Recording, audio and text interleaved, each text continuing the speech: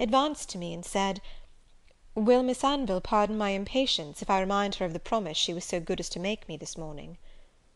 I stopped, and would have returned to my seat; but, before I had time, the servants came to lay the cloth. He retreated, and went towards the window; and, while I was considering in what manner to begin, I could not help asking myself what right I had to communicate the affairs of Mr. Macartney, and I doubted whether, to clear myself from one act of impudence, I had not committed another. Distressed by this reflection, I thought it best to quit the room, and give myself some time for consideration before I spoke; and therefore, only saying I must hasten to dress, I ran up stairs, rather abruptly, I own, and so, I fear, Lord Orville must think. Yet what could I do? Unused to the situations in which I find myself, and embarrassed by the slightest difficulties, I seldom, till too late, discover how I ought to act. Just as we were all assembled to dinner, Mrs. Selwyn's man, coming into the parlour, presented to me a letter, and said, "I can't find out Mr. Macartney, Madam, but the post office people will let you know if they hear of him." I was extremely ashamed of this public message, and, meeting the eyes of Lord Orville, which were earnestly fixed on me, my confusion redoubled, and I knew not which way to look. All dinner time he was as silent as myself, and the moment it was in my power, I left the table, and went to my own room. Mrs. Selwyn presently followed me, and her questions obliged me to own almost all the particulars of my acquaintance with Mr. Macartney, in order to excuse my writing to him.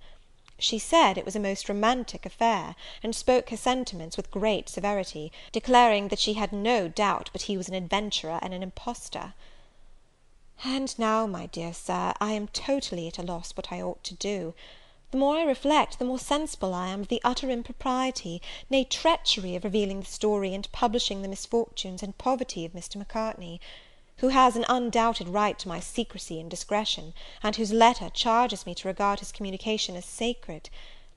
And yet the appearance of mystery, perhaps something worse, which this affair must have to Lord Orville, his seriousness, and the promise I have made him, are inducements scarce to be resisted for trusting him with the openness he has reason to expect from me. I am equally distressed, too, whether or not I should see Mr. Macartney to morrow morning. Oh, Sir, could I now be enlightened by your counsel, from what anxiety and perplexity should I be relieved!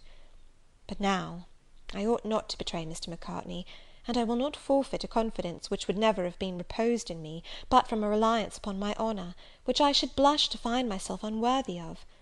Desirous as I am of the good opinion of Lord Orville, I will endeavour to act as if I was guided by your advice, and, making it my sole aim to deserve it, leave to time and to fate my success or disappointment. Since I have formed this resolution, my mind is more at ease; but I will not finish my letter till after the affair is decided. September 25th. I rose very early this morning, and, after 1,000 different plans, not being able to resolve upon giving poor Mr. Macartney leave to suppose I neglected him, I thought it incumbent upon me to keep my word, since he had not received my letter. I therefore determined to make my own apologies, not to stay with him 2 minutes, and to excuse myself from meeting him any more. Yet, uncertain whether I was wrong or right, it was with fear and trembling that I opened the garden gate; then, of my feelings, when the first object I saw was Lord Orville. He, too, looking extremely disconcerted, and said, in a hesitating manner, "Pardon me, Madam, I did not imagine you would have been here so soon, or I would not have come." And then, with a hasty bow, he passed me, and proceeded to the garden. I was scarce able to stand, so greatly did I feel myself shocked; but, upon my saying, almost involuntarily, "Oh, my Lord," he turned back, and, after a short pause, said, "Did you speak to me, Madam?" I could not immediately answer. I seemed choked, and was even forced to support myself by the garden gate.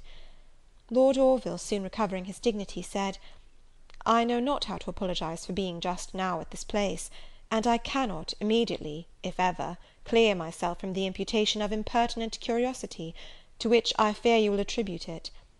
However, at present I will only entreat your pardon, without detaining you any longer." Again he bowed, and left me.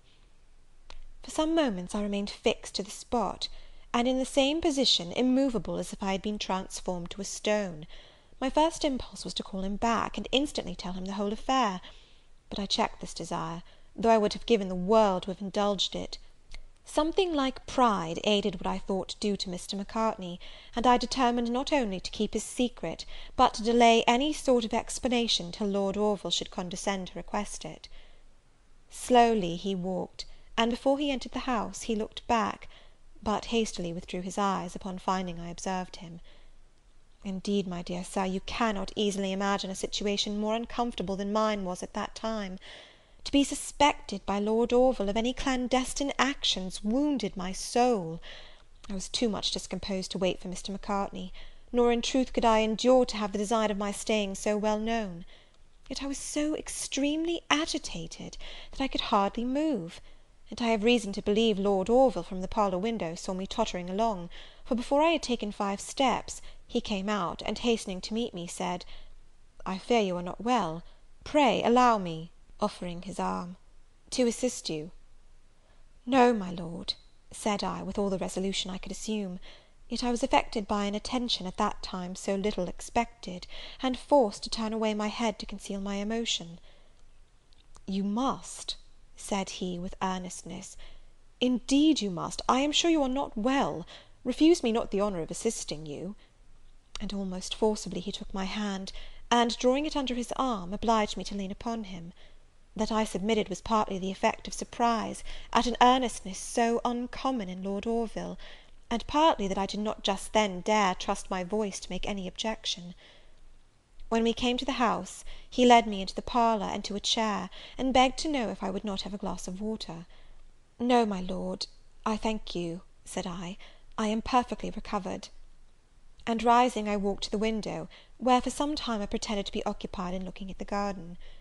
Determined as I was to act honourably by Mr. Macartney, I yet most anxiously wished to be restored to the good opinion of Lord Orville; but his silence, and the thoughtfulness of his air, discouraged me from speaking. My situation soon grew disagreeable and embarrassing, and I resolved to return to my chamber till breakfast was ready. To remain longer, I feared, might seem asking for his enquiries, and I was sure it would ill become me to be more eager to speak than he was to hear. Just as I reached the door, turning to me hastily, he said, "Are you going, Miss Anville?" "I am, my Lord," answered I, yet I stopped. "Perhaps to return to but I beg your pardon."